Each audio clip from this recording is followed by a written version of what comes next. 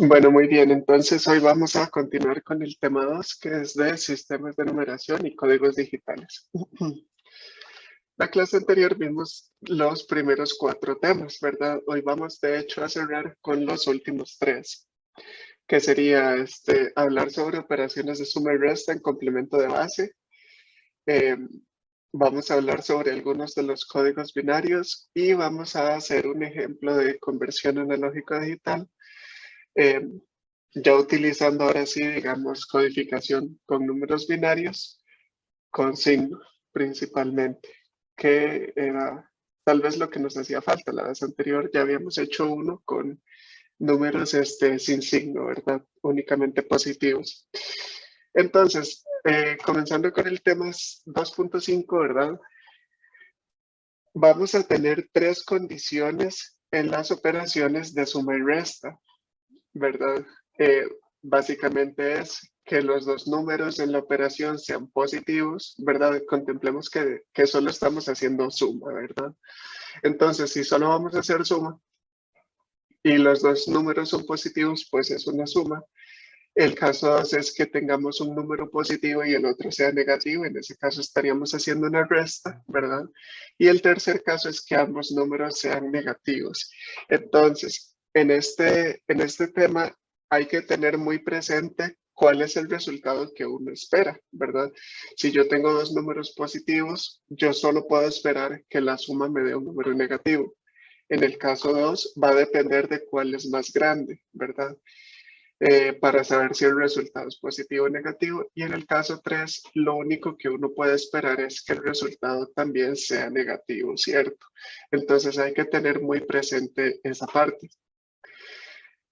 Ahora, es importante saber cuál es la cantidad de dígitos que uno tiene disponible para realizar la operación o para almacenar el resultado, ¿ok? Porque cuando el resultado es más grande de la cantidad de bits disponibles que yo tengo para almacenarlo, va a ocurrir una condición de rebase, que es cuando el número que es el resultado de una operación no se puede representar con la cantidad de bits disponibles. Entonces, por ejemplo, si yo quisiera sumar, vamos a ver, 1 más 3, ¿verdad? Sabemos que, vamos a ver, voy a sacar acá para dibujar rápidamente.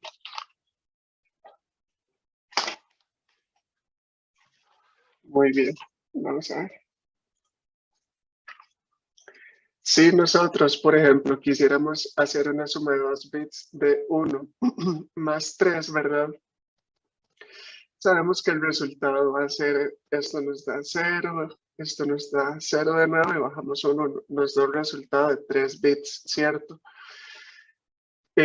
Si digamos, el resultado de esta suma tiene que ser de 2 bits, ¿verdad? Yo solo tengo 2 bits para almacenarlo. Yo voy a estar tomando solamente estos dos, ¿verdad? Y esto es igual a 0, ¿verdad? Entonces, cuando el resultado es más grande que, la cantidad de bits disponibles, me va a dar un resultado erróneo, ¿verdad? Esto me estaría diciendo que 1 más 3 es 0, ¿cierto? Y la razón de eso es precisamente la condición de rebase, ¿ok? Muy bien. Entonces, vamos a hacer estos casos, vamos a hacer algunos ejemplos. Entonces, por ejemplo, si se suman los números dígito por dígito, incluyendo el signo, si el signo, si el dígito del signo es 1, se tiene una condición de rebase. Entonces, aquí hay como ciertas indicaciones para saber cuándo el resultado pues es correcto, cuándo no, o cómo proceder, ¿verdad? Entonces, en el primer caso, cuando los dos números son positivos y nos da, se genera un 1, ¿verdad? A la izquierda, se va a tener una condición de rebase, ¿ok? Entonces, veamos tal vez un ejemplo. Nosotros tenemos aquí 4 más 3, ¿verdad? Y el resultado pues nos da 7. Eso está bien, ¿verdad? Entonces, en este caso no hay rebase. El dígito del signo es 0, o sea que es un número positivo, ¿verdad? Hasta el momento todo bien. Pero, ¿qué pasa si yo, por ejemplo, sumo 4 más 7? Vean que 4 más 7 ya, ya necesita más bits contemplando que es un número con signo, ¿verdad? Vean que el resultado entonces nos da 1, 0, 1, 1. Ahora, esta cantidad de acá sí es 11, pero como es un número con signo, nosotros necesitamos un 0, ¿verdad? Para representar que es un número con signo. Entonces, 4 bits no son suficientes, no alcanzan para representar esta suma, ¿ok? Y entonces, aquí estaríamos diciendo, si nosotros leemos esto como un número con signo, y esto es un 1, esto sería igual a menos 5 en complemento de base, ¿ok? Entonces, pues eso, en este caso, al sumar dos números positivos y nos queda un 1 en la posición del signo, podemos ver que hay una condición de rebase y el resultado pues es incorrecto. Para que sea correcto, lo que deberíamos es tener un quinto bit aquí, ¿verdad? Para que sí nos alcance. Ahora veamos los otros dos casos. Cuando tenemos una resta, digamos el caso 2, se suman los números dígito por dígito, incluyendo el signo. En este caso, si se genera un llevo, se ignora un llevo, va a ser igual un 1 extra, digamos, que se va a generar acá. Entonces, hay dos casos. En un caso, siempre se va a generar este llevo, ¿verdad? Cuando A, digamos, la magnitud de A es mayor a la magnitud de B. En este caso, el número positivo es más grande que el número negativo, ¿verdad? De este subcaso, obviamente lo único que uno puede esperar es que el resultado sea positivo, porque el número positivo es más grande que el número negativo, ¿verdad? Entonces, en este caso, igual se nos genera este 1 en la suma y lo vamos a ignorar. ¿Por qué? Porque el número que esperamos es positivo, en este caso es 3. Aquí siempre se va a generar un llevo y se va a ignorar. Este es el llevo, ¿verdad? Ese 1 que se generó acá. El otro caso es cuando más bien la magnitud del número negativo es más grande que la magnitud del número positivo, como este caso. Aquí no se genera un llevo, simplemente el resultado es el que es, ¿verdad? Aquí nos dio menos 3, ¿verdad? En complemento de base. Recuerden que estamos haciendo operaciones en complemento de base. Entonces, en este caso 2, se generan este par de subcasos. En uno de ellos siempre se va a generar un llevo que se va a ignorar y en el otro, pues nada más es de cerciorarse que el resultado nos dé negativo, ¿verdad? Que el bit del signo sea negativo. Ahora, finalmente, para el caso 3, cuando los dos números son negativos, es parecido al primer caso. Uno solo puede esperar que haya un número negativo como resultado. Entonces dice, se suman los números dígito por dígito, incluyendo el signo. Siempre se va a generar un llevo y se ignora. ¿Ok? Si el dígito del signo no es la base menos 1, hay una condición de rebase. ¿Ok? En este caso, esperamos que siempre el número del signo sea, si estamos hablando de binario, 1, si estamos hablando de base 3, 2, ¿verdad? Si no ese es el caso, lo que pasó es que hay una condición de rebase, igual que en el caso 1, ¿verdad? Que la suma nos dio más grande de lo que nosotros, de los bits que tenemos disponibles, ¿ok? Entonces, en este caso, si sumamos menos 4 más menos 3, nos debería dar menos 7, ¿verdad? Vean que aquí simplemente se generó un 1, este llevo que dijimos que siempre se genera, aquí está, ¿verdad?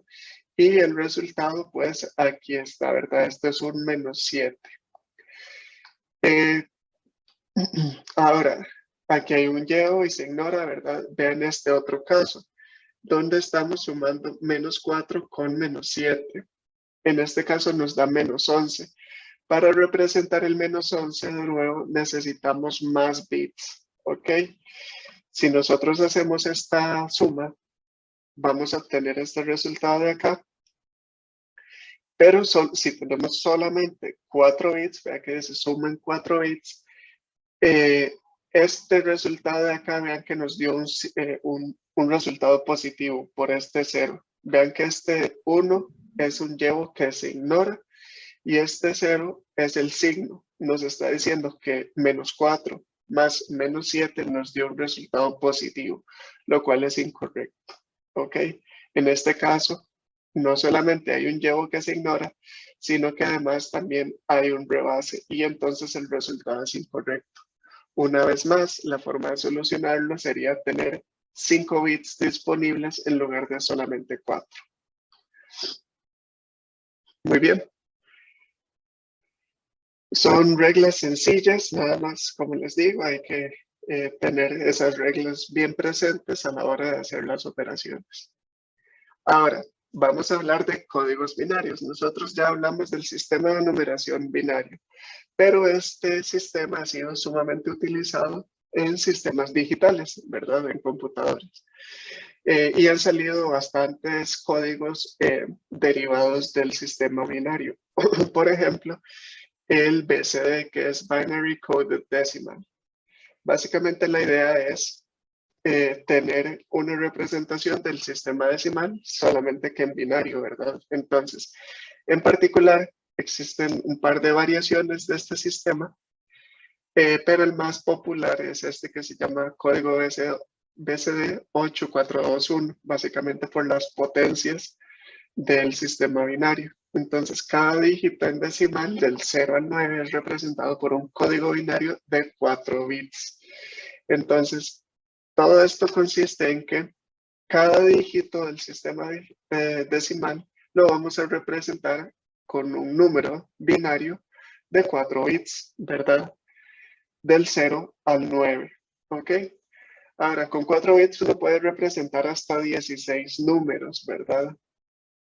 Por lo que existen 6 códigos binarios inválidos en BCD, los cuales son estos de acá, del 10 al 15, ¿ok? El objetivo es simplemente representar del 0 al 9 y por lo tanto me sobran estos 6 códigos, ¿ok? Entonces, si nosotros quisiéramos hacer una conversión de decimal a BCD, es simplemente tomar cada dígito y poner su código de 4 bits, ¿verdad? Entonces, en el caso del 35 sería el 3 es un 0, 0, 1, 1 y a la par se pondría el 5, ¿verdad? Que es 0, 1, 0, 1. Igual con el 179 ponemos, vean que aquí no estamos poniendo solo un 1. El 1, la representación del 1 es un 0001. No podemos poner solamente un 1. De hecho, este es tal vez un tip importante.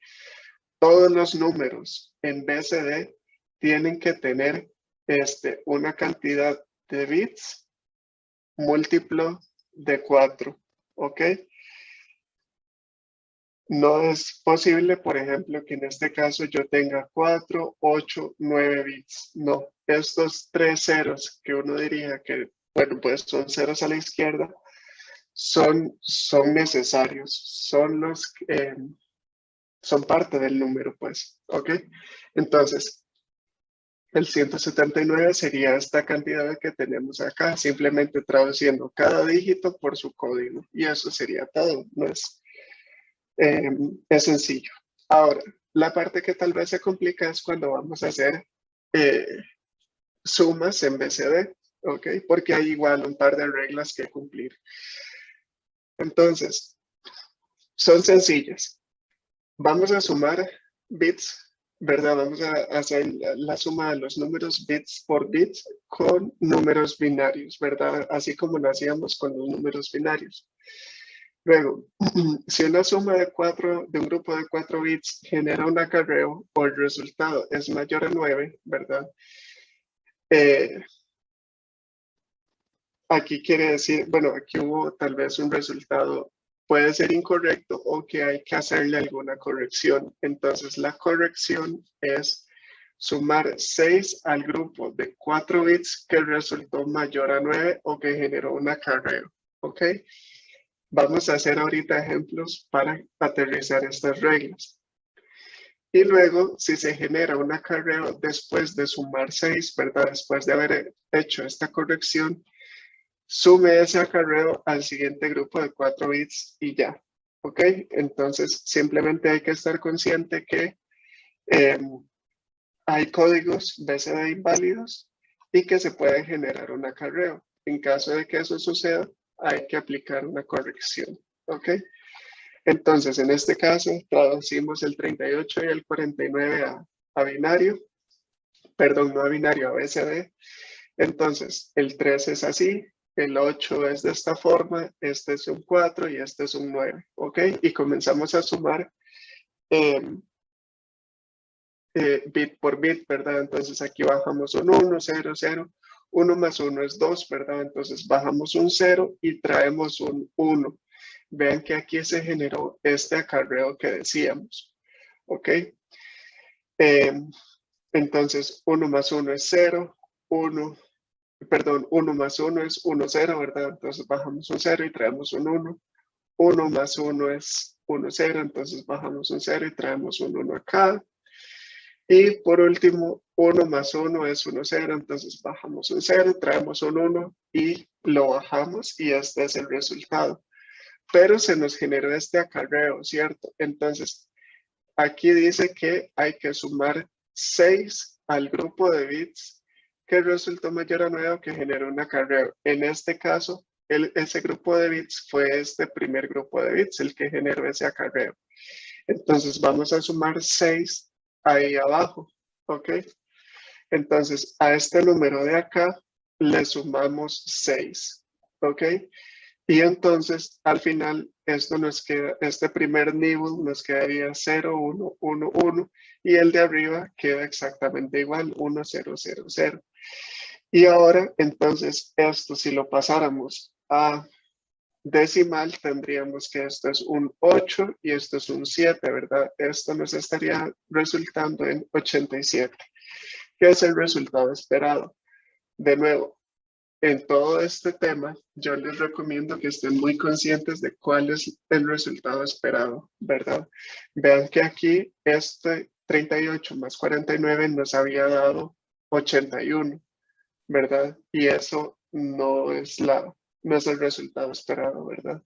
Por lo que hay que hacer una corrección. Siempre estén verificando que los cálculos que realizan sean los que esperan. Finalmente, pues, bueno, podemos hacer otro ejemplo acá en que sumamos 87 más 8, ¿verdad? De nuevo, este es un 8, este es un 7, este es un 0 y este es un 8. Y sumamos simplemente. Vean que aquí al sumar, bueno, la suma es muy sencilla, básicamente estamos bajando todos los unos, pero vean que aquí este nibble inferior nos dio un código BCD inválido. Este es un 15 en binario, ¿verdad? Y el 15 es un código binario inválido en BCD, por lo que de nuevo hay que aplicar una corrección, que es de nuevo sumarle 6 a ese nibble inferior. Entonces, si le sumamos 6, de nuevo realizamos solamente la suma y nos estaría dando, en este caso, 95, ¿verdad? Que de hecho es precisamente lo que estaríamos esperando, ¿verdad? Un 95. Ahora, ¿pero qué pasa si es más bien, pues aquí arriba en el nivel inferior donde ocurre un acarreo, ¿verdad? Si nosotros hacemos 87 más 81, de nuevo en este primer nivel básicamente solo bajamos los bits. Bueno, aquí nos queda un 8, ¿verdad? Y aquí arriba estamos sumando 8 más 8, que nos genera este acarreo. Esto lo que nos está indicando es pues que eh, tenemos que añadirle un dígito más a nuestra cifra para empezar, pero luego que que en este nivel se generó un acarreo, por lo tanto hay que sumarle 6, pero ahora a este nivel superior, ¿verdad? Entonces el nivel inferior se deja como está, pero al nivel superior le sumamos 6. Entonces noten que al final esto nos está dando un 8 aquí, 8 más 8 debería ser, ¿verdad? 16. Entonces aquí nos queda ese 1 y este 6. Noten que entonces al final el resultado es 168 y ese es precisamente el resultado en BCD. Este acarreo no se ignora, se toma en cuenta y por el contrario, más bien hay que añadirle estos 3 ceros porque los números en BCD tienen que tener una cantidad de dígitos múltiplo de 4, ¿cierto? En este caso, 12 bits. ¿Ok? Eso es la suma en BCD y esto es en general BCD.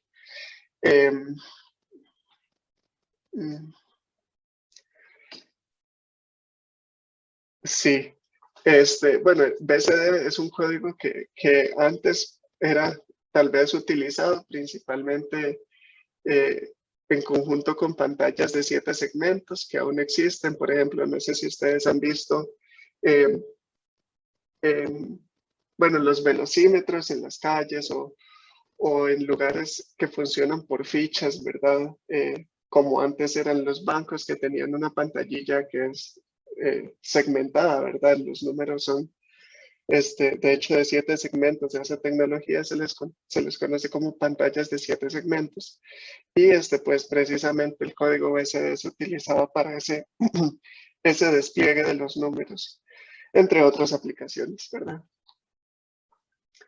Ahora, tal vez como ustedes ya sabrán, existen otros códigos, digamos, de otras bases muy utilizadas. En general, nosotros usamos base 10, ¿verdad? Para nuestra vida, pero además tenemos el código binario, que es base 2, y existen un par más que han resultado útiles a través de la historia. Está octal, que es base 8, y está hexadecimal, que es base 16. Octal realmente, al menos al día de hoy, ya es una base muy poco utilizada. Realmente yo no recuerdo alguna aplicación que utilice octal, pero hexadecimal yo les puedo asegurar que es de las bases más utilizadas. Muchas veces incluso más que binario, digamos a la hora de hacer cálculos a mano. Y ya vamos a ver por qué.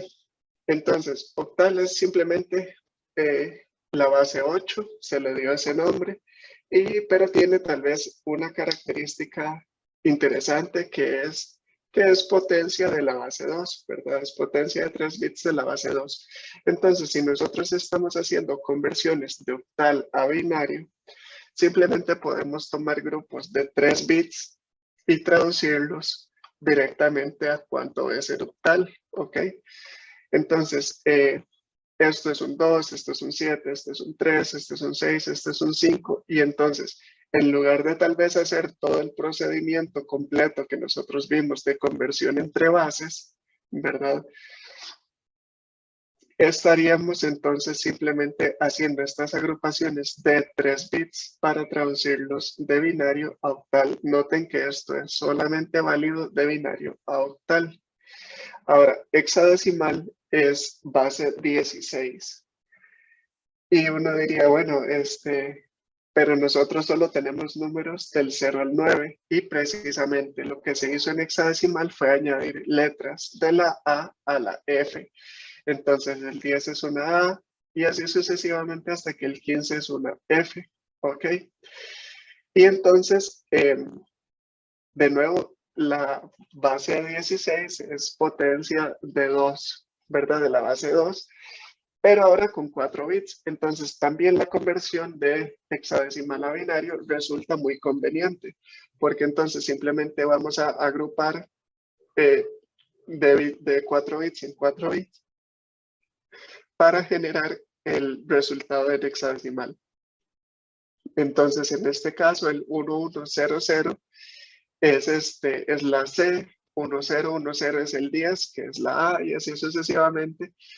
Y entonces este resultado de aquí sería café hexadecimal. ¿Ok? ¿Por qué hexadecimal es tan utilizado? Bueno, realmente, como ustedes saben, los sistemas digitales trabajan en binario, pero leer números, ¿verdad? Que en este caso tienen 16 bits, ¿verdad? Se vuelve muy complicado y muy fácil de cometer un error. Entonces, muchas veces se hacen los cálculos o se despliega en pantalla resultados de operaciones en hexadecimal porque es mucho más sencillo de trabajar para los seres humanos, ¿verdad? Nos permite representar cantidades muy grandes con pocos dígitos.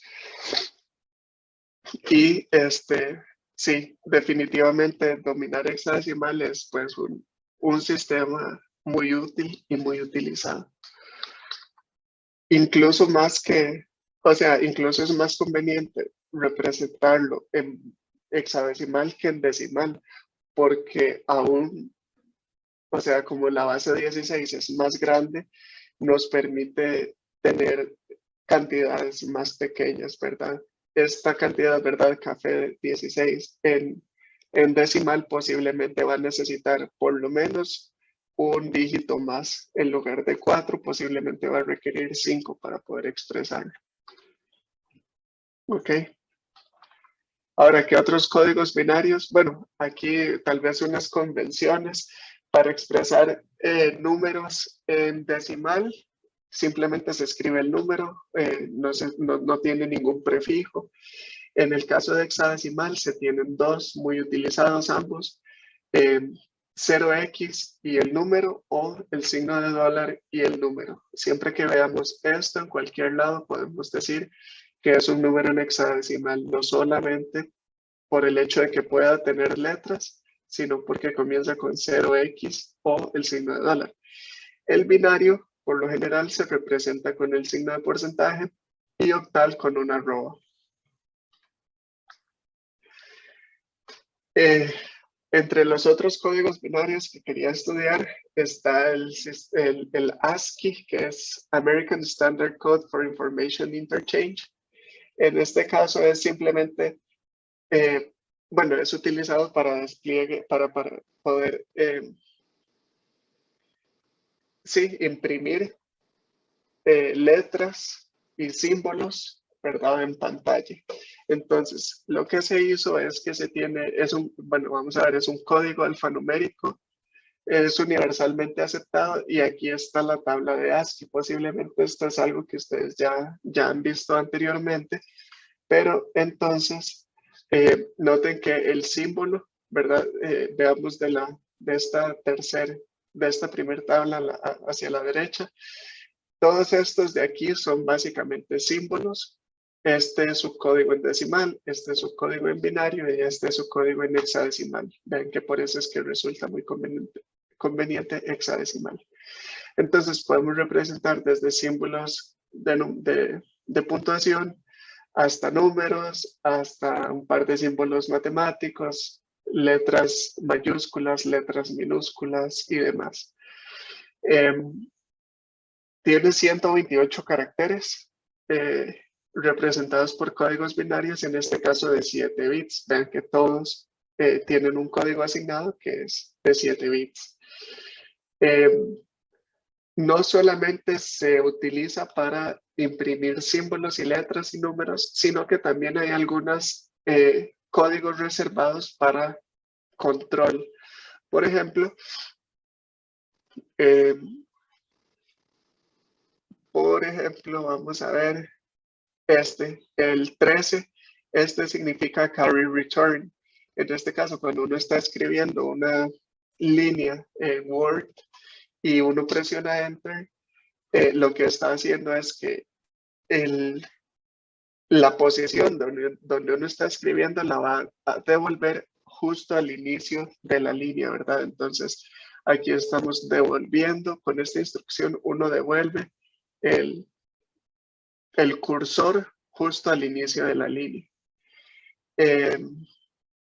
Vamos a ver qué más hay aquí.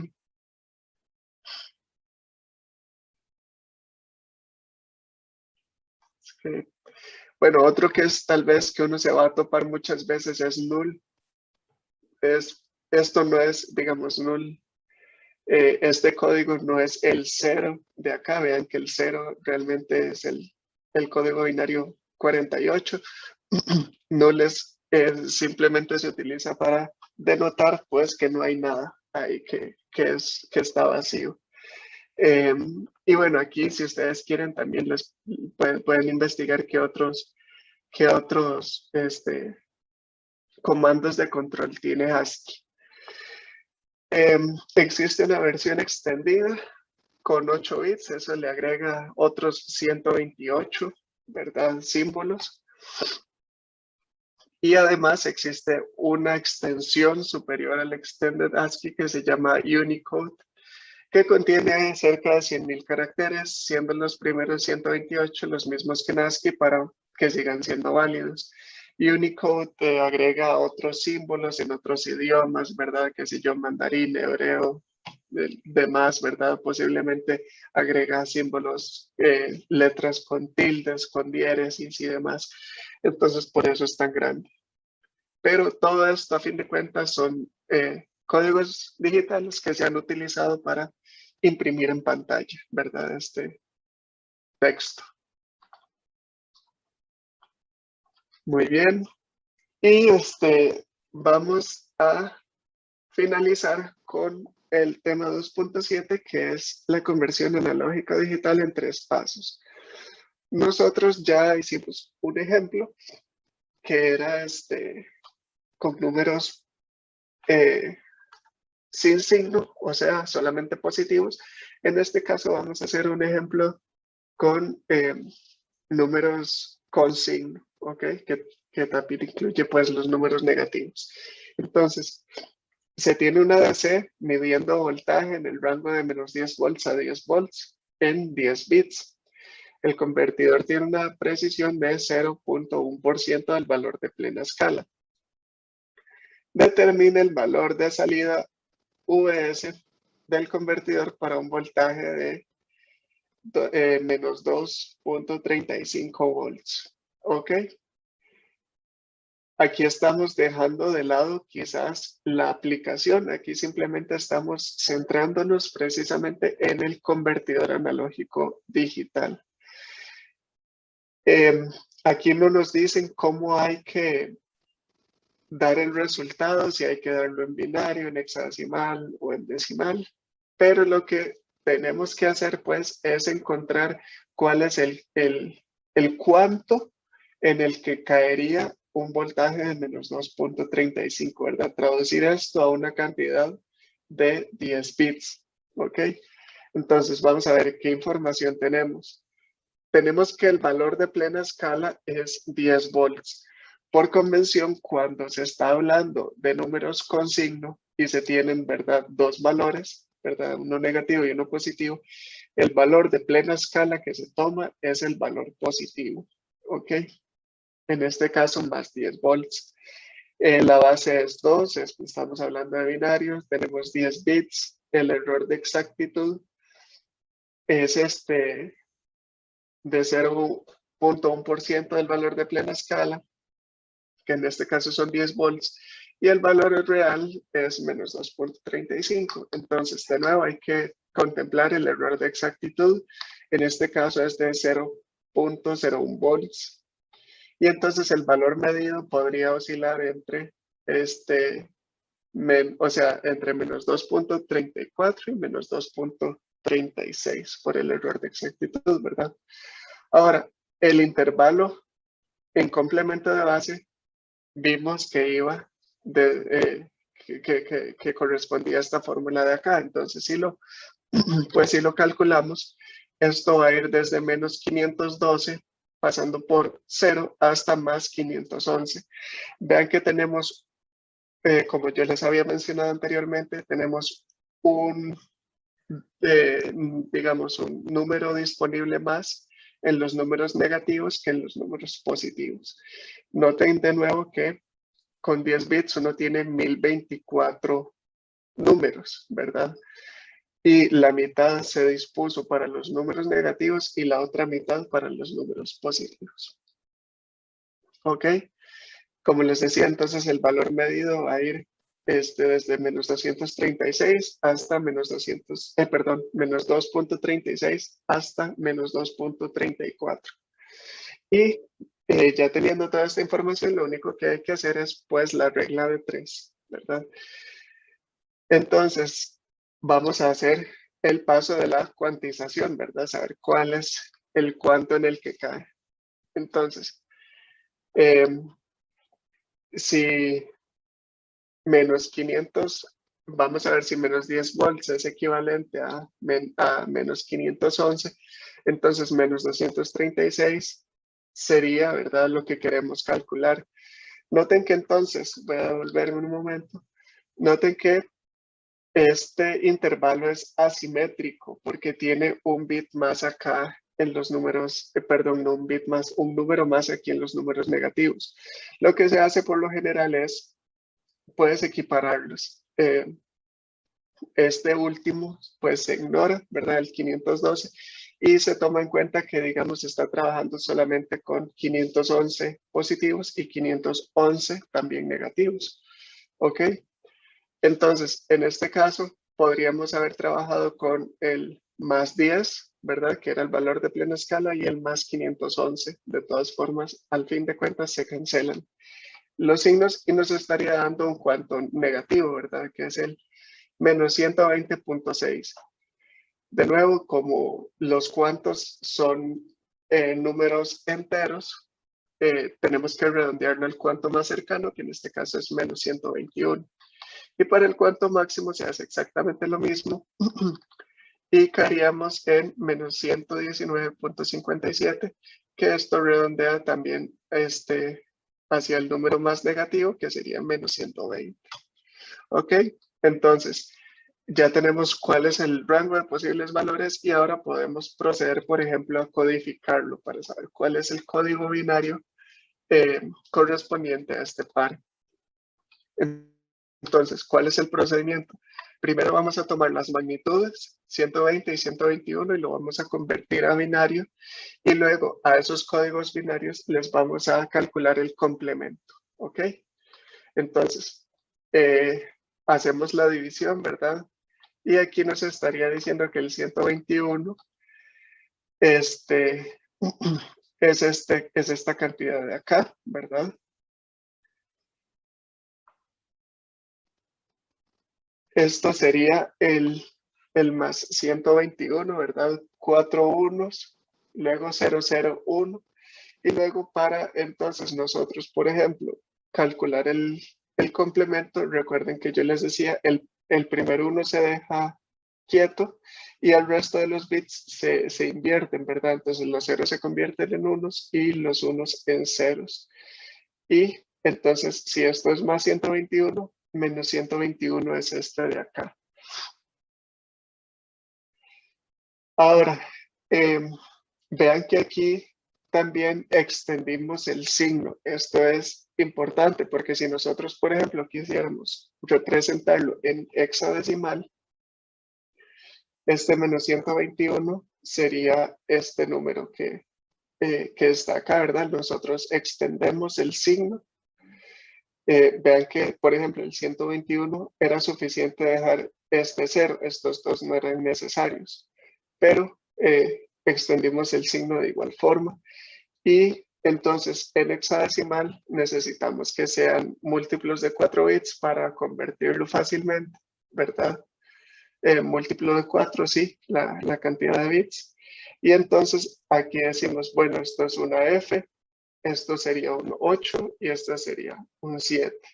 Entonces, si por ejemplo nos estuvieran pidiendo cuál sería el resultado, ¿verdad? El cuánto, digamos en este caso, el cuánto mínimo en hexadecimal, pues lo haríamos de esta manera.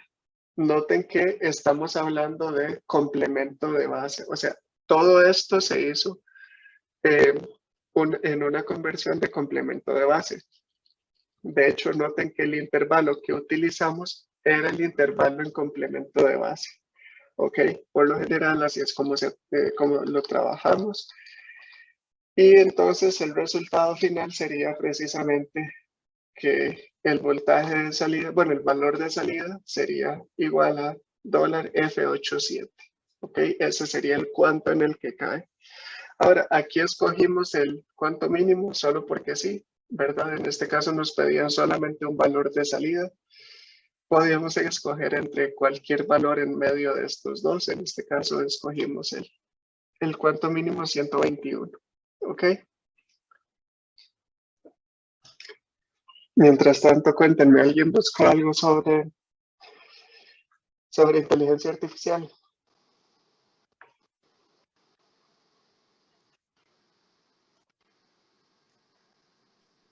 Hola, profe. Yo estuve leyendo un poco.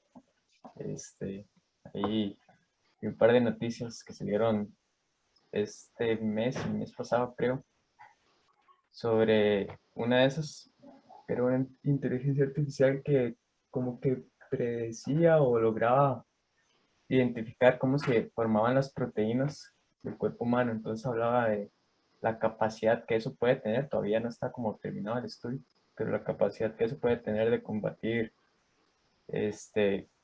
muchos tipos de enfermedades y los ahorros económicos enormes que sería un tratamiento que antes se hacía en muchos años o descubrimientos que se hacían en 6 meses de una sola proteína que lo puede hacer en cuestión de minutos. No había escuchado sobre eso. Está interesante.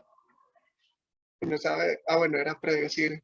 ¿Predecir cómo es? ¿Predecir qué proteína qué? Es que como que no lo entendí mucho porque el tema es muy, muy avanzado, pero como que lograba saber la estructura de la proteína que se va a formar en el cuerpo humano, como que tiene Ajá. estructuras tridimensionales específicas Ujú, que son ok. difíciles de saber, entonces como que puede reconocerlo o puede saber y Ujú, a partir de eso pues se pueden generar estudios para soluciones medicinales y así. entiendo, entiendo. Sí, está vacilón. Eso me recuerda tal vez un poco en eléctrica, se ha estudiado bastante la formación de, vamos a ver, tratar de reconocer células cancerígenas. El profesor Francisco Siles en el PRISLAB ha trabajado en eso bastantes años, de hecho, por si les interesa algo similar, si sepan que pues ahí hay gente trabajando en esa muy cerquita. ¿Y qué más? ¿Quién más encontró algo? Profe, yo voy a hacer el proyecto eléctrico con eso de la inteligencia, con el profesor Siles. Es para Ajá, hacer un dispositivo de estilo para que pueda reconocer las rutinas de ejercicio, hacer un algoritmo que qué, perdón, para que sea capaz de medir y el desempeño para rutinas de ejercicio. medir el desempeño. Ah, está interesante, como ya pensaba más o menos qué algoritmo va a utilizar. No, profe, apenas estoy con los primeros pasos, hacer los objetivos y todo eso. Me faltan los lectores, falta Ah, un bueno, núcleo. de no está bien, está interesante, buena suerte con eso. Puede ser pesadillo, la verdad, pero definitivamente es interesante.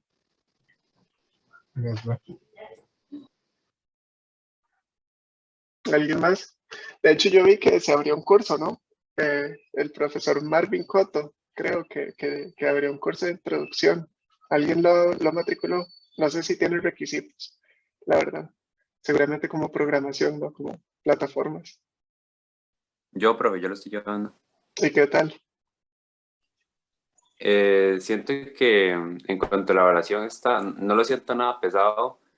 Eh, bueno, apenas llevamos 2 clases, pero eh, está bastante bonito, digamos. Siento como que está muy llevadero y ahorita lo que hemos visto son como los métodos de agrupamiento, digamos, para que los robots identifiquen como eh, digamos, que vean una imagen, por ejemplo, y saber si es una persona, un perro, un gato, eh, y bueno, lo básico en general.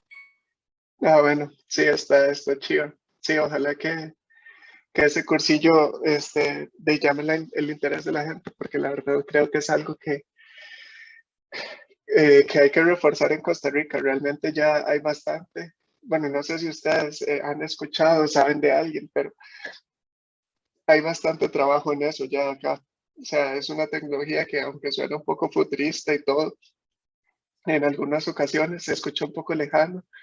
Hay gente aquí especialista en eso, hay gente trabajando y hay empleadores generando empleo, abriendo puestos para personas con conocimiento en inteligencia artificial y aprendizaje automático. Eh, por ejemplo, a mí, bueno, que yo haya conocido, he conocido gente que trabaja en el back haciendo análisis de datos que realmente utilizan inteligencia artificial. Eso era una conocida, tengo otro conocido que, bueno, conozco otra persona que trabajaba en una empresa que hacía, creo que hacía servicios de análisis de datos precisamente para otras empresas, ¿verdad? Qué sé yo, no sé, la Dos Pinos le decía, bueno, necesito que me haga un estudio de mercado, ¿verdad? Para ver quién es el que compra más leche Pinito, ¿verdad? Entonces, se contrataba una empresa de este tipo y ellos hacían un análisis de datos para ¿verdad? Tratar de relacionar las compras y qué sé yo.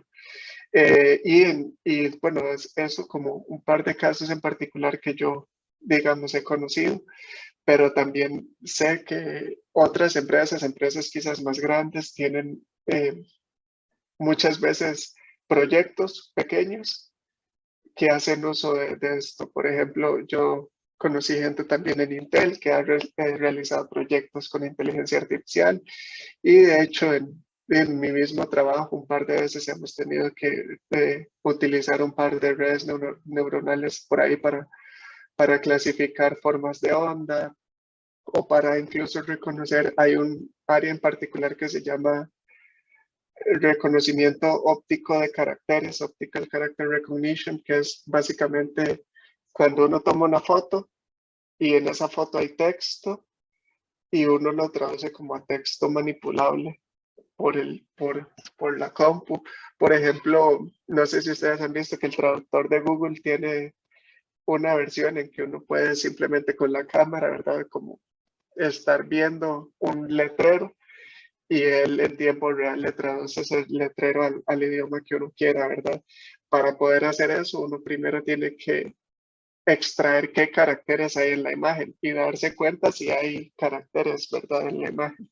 Entonces eso también lo hemos utilizado, un par de cosas, pero sí, a lo que iba es que en Costa Rica, si les gusta el tema de inteligencia artificial, en Costa Rica hay trabajo, hay bastante, y lo único que yo puedo predecir es que cada vez va a haber más. Entonces, el hecho de que la U haya abierto ese curso me parece genial. Ojalá que despierte el interés de algunos. Ojalá que los motive a aprender más sobre ese tema, porque yo creo que es un área de mercado que Costa Rica tiene que montar sobre ella, porque si no nos vamos a quedar rezagados. O sea, la verdad es que siempre hay que estar bastante atento de qué es lo que se está haciendo, ¿verdad? ¿Qué tecnologías tienen futuro? Y definitivamente esta es una. Entonces, si les gusta, hay montones de formas de cómo aprender y también les aseguro que hay empleo en eso en Costa Rica, incluso. Profe, eso que usted dijo, los caracteres, eso se baila los captcha, los que lo ponen a uno, otro ya no. Perdón, ¿cómo es? ¿Se Es, bailan los captchas? sí, es que los códigos que lo ponen a uno como a reconocer letras y que tienen que llenar como para formularios, cosillas así, ¿eso los podría reconocer o? Ah, sí, claro. Sí, de hecho, ese es incluso un problema súper particular. Bueno, no, es porque es con números. No, pero sí, los captchas, de hecho, eh, no sé si ustedes saben, pero hay diferentes formas de inteligencia artificial, digamos, hay tres vertientes grandes, que es aprendizaje supervisado, no supervisado y reforzado. O sea, los tres se utilizan mucho, pero tal vez el que más se utiliza es el supervisado y para eso necesita que el entrenamiento tenga respuestas correctas, ¿verdad? Es como entrenar a una persona o cualquier cosa, ¿verdad? Si yo le digo, vea, esto es un mouse, ¿verdad? Él necesita un ejemplo de saber qué sí es un mouse y qué no es un mouse, ¿verdad? Y ocupa miles de ejemplos de eso. Entonces, volviendo al tema de los captchas, no sé si ustedes han visto como algunos que es, bueno, marque eh, cuáles cuadros tienen un semáforo o en cuáles cuadros hay un carro o así.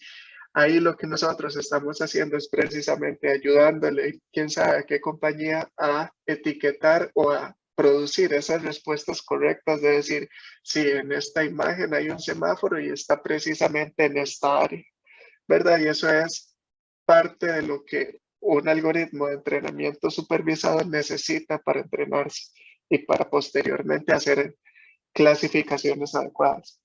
Entonces ahí realmente no es solo como para, o sea, para verificar que uno es una persona y darle el acceso a uno, sino que uno también les está ayudando. Y de hecho eso es una idea bastante genial que de ahora es tanto así que lo utilizan un montón de compañías grandes. Imagínense cuánto tiempo le ahorramos a muchas empresas, porque si no lo hiciéramos nosotros como usuarios, tendrían que tener personas contratadas haciendo eso. De hecho, es vacilón porque también tengo una amiga que trabajaba era Amazon, creo, viendo películas o series de Amazon Prime, digamos, y tenía que etiquetar como las escenas, ¿verdad? Entonces, no sé, que salía una persona durmiendo, ¿verdad? Entonces, en esa escena salía, no sé, tenía que etiquetar como durmiendo, mujer, no sé, qué otra cosa, ¿verdad? Casa. Y así, entonces le tocaba como etiquetar escenas de series y películas. Y precisamente de nuevo, eso es para uno, por ejemplo, buscar, no sé, que sean las búsquedas más sencillas, entonces, no sé, películas de personas durmiendo. Y como esa escena precisamente ya está etiquetada, pues el algoritmo lo puede encontrar fácil. Entonces, sí, hay un montón de empleados alrededor de eso que resulta interesante. Si les interesa, como les decía, es un área que está en crecimiento en Costa Rica, pero que ya existe, a diferencia de otras tecnologías que definitivamente también van a llegar, pero que aún no están acá. ¿Cómo cuáles, profe? Por ejemplo, computación cuántica es un tema que ya se está investigando en muchos países, ¿verdad? Aún, de hecho, ya hay computadoras comerciales, obviamente llegan siendo como las primeras compus que habían inicialmente, que eran enormes, que necesitaban un cuarto para ellas solas, necesitan de hecho un ambiente controlado, un cuarto frío y todo. Pero de eso es algo que ya en Estados Unidos, en Alemania hay investigación al respecto, en Inglaterra, y Costa Rica está en pañales, ¿verdad? Entonces, sí, eso es, por ejemplo, una que definitivamente eventualmente va a llegar, pero aún en Costa Rica ni siquiera hay investigación al respecto. Bueno, al menos que yo sepa, puede que me equivoque, pero yo la verdad no conozco a nadie que ahorita esté en Costa Rica haciendo investigación. Sí conozco una persona que se fue a Estados a hacer investigación en esto, eso sí. Pero de hecho incluso podría decir que tal vez alrededor del mundo es muy poca la cantidad de personas que puedan decir que trabajan en eso, ¿verdad? Es aún un mercado que eventualmente va a explotar, pero ahorita no hay tanta oferta. Es más que todo investigación. Sí, eh, sí, bueno, ese era como el comercial. No sé si quieren, si alguien buscó otra noticia que quieran comentar. Y si no, tal vez la otra semana podemos hablar de otro tema. No sé si alguien quiere proponer un tema para que investiguemos. Igual como seguramente hacemos algo parecido a lo que hicimos hoy.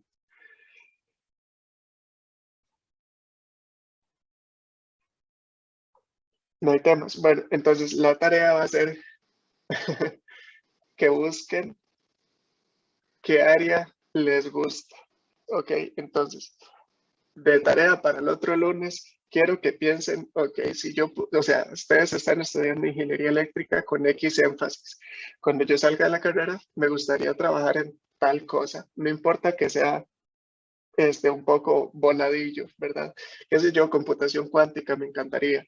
Eh, no sé, inteligencia artificial, smart grids, IoT, sistemas incrustados, energías renovables, carros eléctricos, automatización industrial o automatización, vamos a ver, domótica, que es como automatización en casas. Me gusta la robótica, lo que sea, ¿verdad? Entonces, para la otra clase, traigan una noticia de un tema que a ustedes les llame la atención.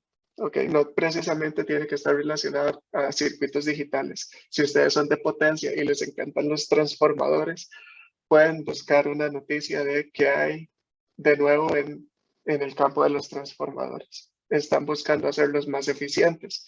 Están buscando desplazarlos por otro tipo de dispositivo. Ahí tal vez me pueden contar. Pero sí, si les interesa, tal vez pueden buscar noticias sobre eso. No importa si no hay mercado en Costa Rica sobre el tema que les gusta. Lo importante es que busquen un tema que les guste. ¿Ok? Ok, muy bien. Entonces, continuemos, ¿verdad? Ya nos falta solamente un ejercicio y después de ese ejercicio quería mostrarles también un poquillo más aterrizado cómo funciona esto en la vida real. Quizás, ¿verdad? Como convertidores analógicos a digitales que existen, sensores que existen y cómo se utilizarían, ¿verdad? Así muy por encima. Entonces, continuemos.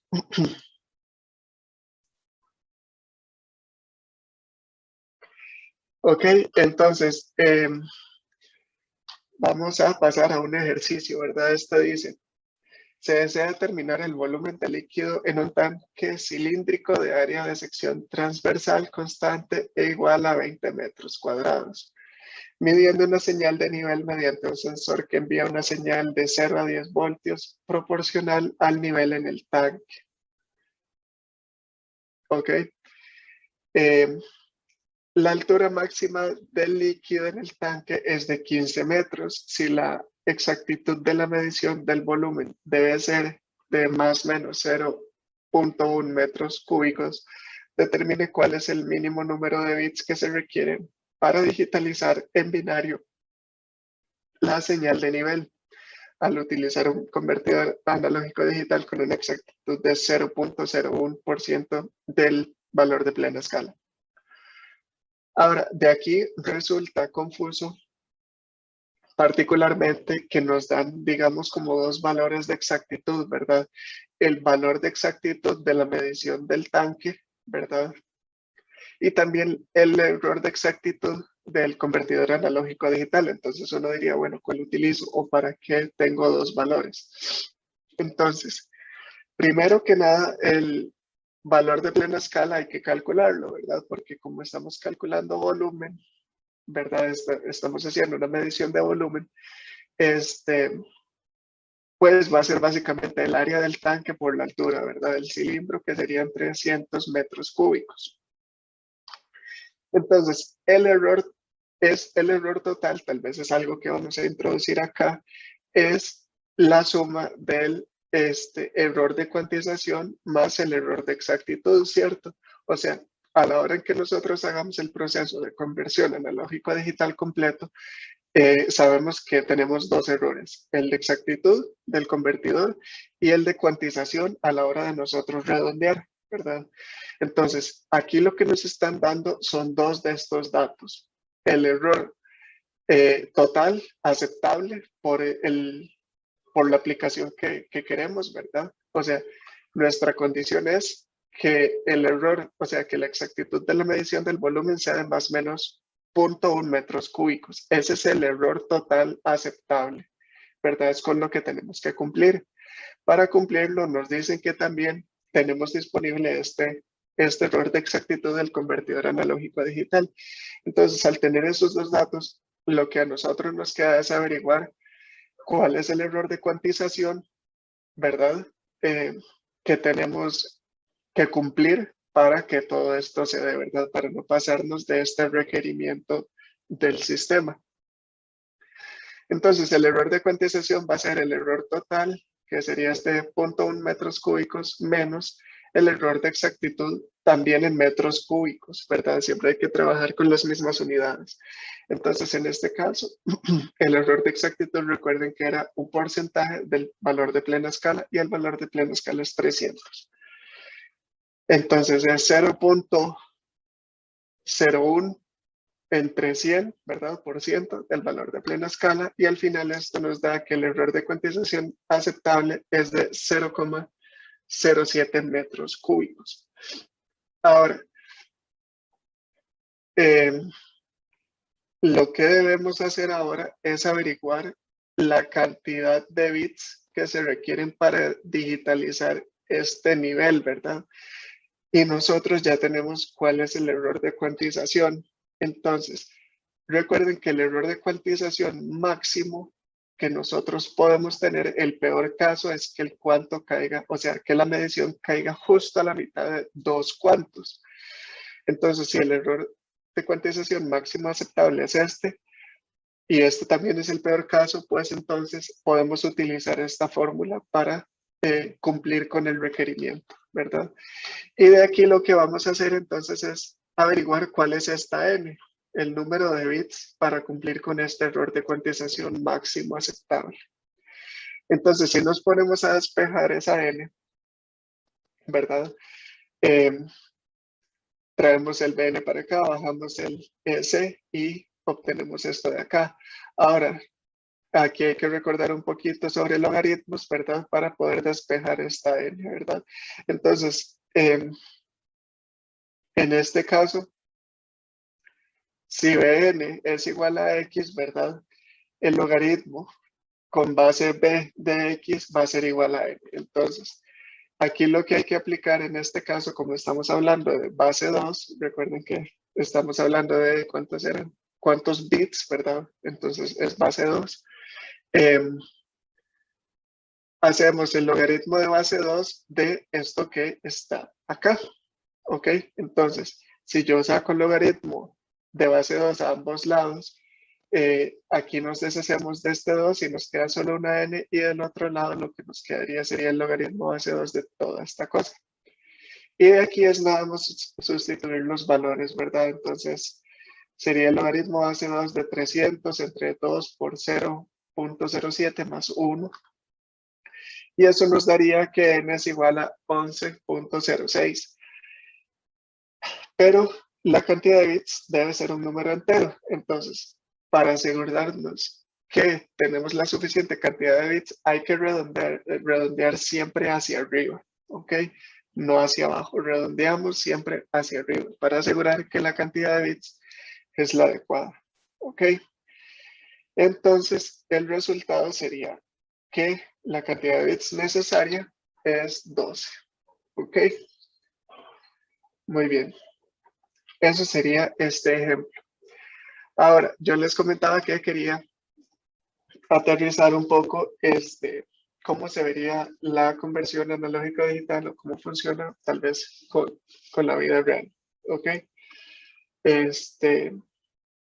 Entonces, recuerden que el proceso tiene básicamente un sensor, ¿verdad? Luego tiene un convertidor analógico digital, ¿verdad? Este sensor va a tomar alguna magnitud física. Entonces podrían ser grados Celsius, podría ser el pH, ¿verdad? La acidez, podría ser, no sé, metros cúbicos, como era este caso, podría ser kilogramos, ¿verdad? Lo que sea. Esto va a tener un intervalo, ¿verdad? En que está funcionando. Este sensor va a traducirlo a volts, a volts o a amperes, ¿verdad? Y tal vez alguna escala, milivolts, miliamperes o lo que sea. Y el ADC va a tomar estos volts y los va a convertir a un cuanto, ¿verdad? A una cantidad. Entonces caería en un cuanto, en un rango ya sea de 0 a 2 a la n, ¿verdad? 2 a la n menos 1, que era el intervalo, o el intervalo en complemento de base, que era desde, digamos, si estamos hablando de binario, 2 a la n menos 1, ¿verdad? Hasta 2 a la en -1, -1, ¿verdad? Esto negativo y esto positivo. ¿Ok? Muy bien. Ahora, entonces, lo que hay que tomar en cuenta es que son dispositivos por separado. El ADC, por lo general, como él no sabe, ¿verdad? Él no sabe qué sensor le van a conectar, por lo general se hacen simétricos, ¿verdad? Entonces, digamos que ellos tienen un rango de más o menos 10 volts que aceptan en la entrada, o de más o menos 5 volts, ¿verdad? O de más o menos, no sé, 5 miliamperes, ¿ok? Eso es lo que ellos aceptan aquí a la entrada y ellos van a dar una respuesta en, no sé, 10 bits o en 8 bits o por ahí, ¿verdad?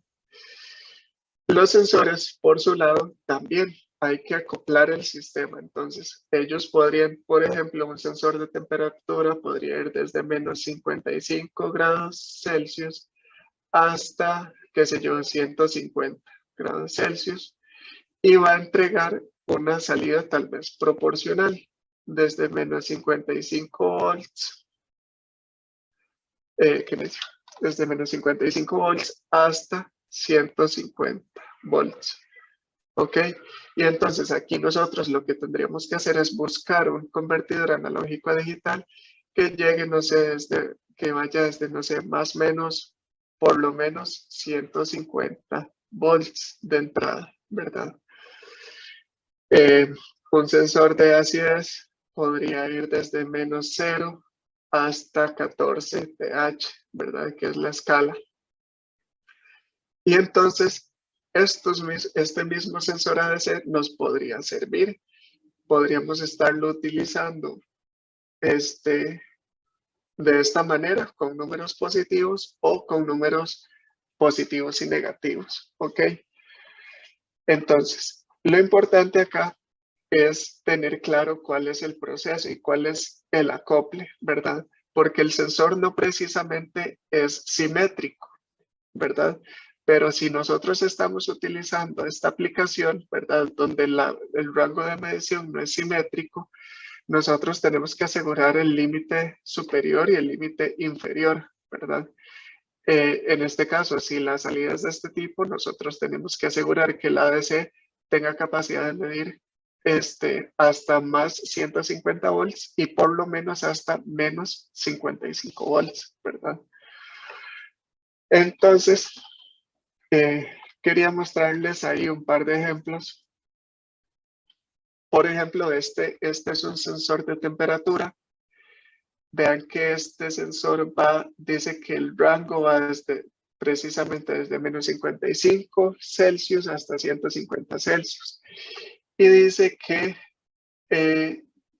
la salida de tensión va a ser linealmente proporcional a la temperatura en grados Celsius. Ok. Eso quiere decir, ¿verdad? Que entonces la salida, vean acá, dice, para 150 grados Celsius, la salida va a ser de 1500 milivolts. Ajá. Si está enseñando algo, creo que no se está viendo. Ah, ok, gracias, sí. Cierto. Y ahora sí. Sí, ahora sí. Ok, entonces les decía, este es un sensor de temperatura que tiene este rango y que aquí nos dice que entonces, ¿dónde es que estaba? La salida de tensión iba a ser linealmente proporcional a la temperatura en grados Celsius. Y aquí nos dicen más o menos cómo va. Dice que menos 55 grados Celsius va a tener una salida de menos 550 milivolts y una salida de 150 Celsius va a tener una salida en volts de 1500 milivolts, ¿verdad? Es proporcional y es escalada hacia abajo, ¿verdad? Bueno, pues si hablamos de volts está disminuido un poco. Pero entonces vean que aquí nosotros, si tenemos estas salidas, debemos buscar un convertidor que vaya por lo menos hasta, qué sé yo, 1.5 volts, ¿verdad? Un convertidor analógico digital que vaya por lo menos desde más o menos 1.5 volts. Ok. Ajá, este es el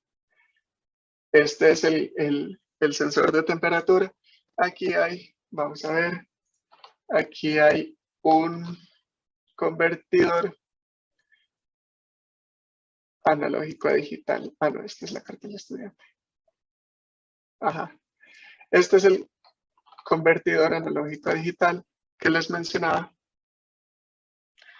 Vean que él tiene varios modos de operación. En este caso, nosotros no podemos utilizar el de 0 a 10 volts porque tenemos valores positivos, negativos, ni este tampoco. Y sí podríamos utilizar cualquiera de estos tres. Mientras más grande, menor precisión va a tener. Entonces, vean que nosotros podríamos utilizar perfectamente este modo de operación de más o menos 2.5 volts porque nos permite cumplir con la salida de este sensor que va de menos 0.55 volts hasta 1.5, ¿verdad? Entonces, vean que lo que va a estar al final entregando, dice que es de 12 bits. Es una conversión de, pues, 12 bits. Entonces, en un potencial ejercicio, ¿verdad? Estaríamos haciendo una conversión de menos 55 grados Celsius o 150 grados Celsius a esta escala en volts y de esta escala en volts a una codificación de 12 bits de complemento de base, ¿verdad? Pero siempre tomando en cuenta el 2.5. Ahora, este no sería el valor de plena escala. ¿Cuál sería el valor de plena escala en este caso? 1.5 volts, ¿verdad? Que es lo máximo que nosotros pues queremos convertir. Sí, entonces lo importante es tener claro que son dispositivos por separados y pues que hay que ir acoplando cada una de las etapas. ¿Ok? Una última cosa con la que quería cerrar en la codificación es que existen varias formas de codificar dependiendo del sistema que estamos utilizando. ¿Ok? Entonces, en este artículo de Texas Instruments mencionan por lo menos estos 6. Entonces, los intervalos cambian. Nosotros vimos, de aquí vimos 2, y el de binary to complement. ¿Ok? Y vamos a ver aquí más o menos de qué trata. Entonces, cuando la conversión es solamente en un sentido, ¿verdad? Es unipolar de 0 a algún valor positivo, nosotros vamos a codificar igual de 0 hasta el máximo valor de plena escala que tengamos. En este caso estamos usando 4 bits, entonces dijimos que íbamos desde 0 hasta 2 a la 4 menos 1, que sería 15, ¿verdad? Que es este valor que está acá. El valor de plena escala máximo, ¿verdad? Si estamos haciendo una conversión de 0 a 10 volts, el máximo valor, ¿verdad? Va a ser este valor de acá, 9,375. En este caso, sí serían, digamos, volts. ¿Ok? Este es el valor mínimo de cada cuánto, ¿verdad? Digamos, esta sería como la resolución. Esto es unipolar, esto pues ya como les decía, ya lo vimos. Esta es otra forma de hacerlo, donde más bien es como al revés, el 0 se representa con el máximo cuánto y el valor de plena escala con 0. Este ya es un caso de bipolar, ¿verdad? Si nosotros estamos yendo desde menos 5 volts hasta 5 volts positivos, ¿verdad? Una forma de representarlo sería que el máximo valor negativo sea 0 y el máximo valor positivo sea 1. Esta no es la forma en la que nosotros lo estudiamos, ¿verdad? Pero esto es una forma de hacerlo. Y aquí estamos hablando, por ejemplo, de un estándar, ¿verdad? Estos son, vean que aquí incluso mencionan un par de dispositivos que funcionan de esta forma, ¿verdad? Este ADC, por ejemplo, de 12 bits. Y vamos a ver, para llegar al que nosotros utilizamos, sería este, ¿verdad?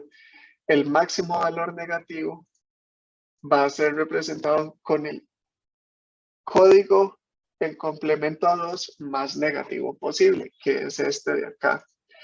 Y el valor positivo de plena escala se va a representar con el máximo valor positivo en complemento a 2. ¿Qué sería este de acá? Noten que es en complemento a 2, por lo tanto tiene signo, por eso llega hasta 0, 1, 1, 1, ¿verdad? Y aquí llega hasta el máximo valor negativo, ¿ok? Vean que de nuevo es relativamente asimétrico porque el máximo valor negativo sí lo podemos representar, el menos 5 volts, pero esto no llega hasta el 5 volts positivo, llega hasta más 4.375, ¿ok? Entonces, eso es, digamos, una pequeña limitante en los convertidores porque esto sí es una convención, un estándar. Por lo general, el máximo valor de la escala no se alcanza, siempre se llega hasta un cuanto antes de ese, ¿verdad? Pero entonces, esto era, sin entrar en mucho detalle, lo que yo quería mencionarles de la conversión analógico a digital. La codificación, hay distintas, vean que aquí estamos hablando solamente de la codificación, hay distintas formas de hacer esa codificación. Si quieren, les puedo dejar disponibles este de acá y tal vez las otras hojas de datos si lo quisieran leer. Pero esto era básicamente para que ustedes se den una idea de cómo funciona en la vida real. Uno pues compra dispositivos construidos, ¿verdad? Y ahí si uno es el que lo está diseñando, tiene que hacerlo de la forma más general posible, sin estar pensando en una aplicación específica, ¿verdad? Yo hago un convertidor analógico a digital sin saber si me van a conectar un sensor de temperatura o un sensor de masa o lo que sea, ¿verdad? Y luego uno busca cómo acoplarlos entre sí. Y luego para la codificación, pues existen distintas formas de hacerlo. Por lo general, esta y esta son las que nosotros estudiamos, ¿ok? Y creo que eso sería todo por la clase de hoy.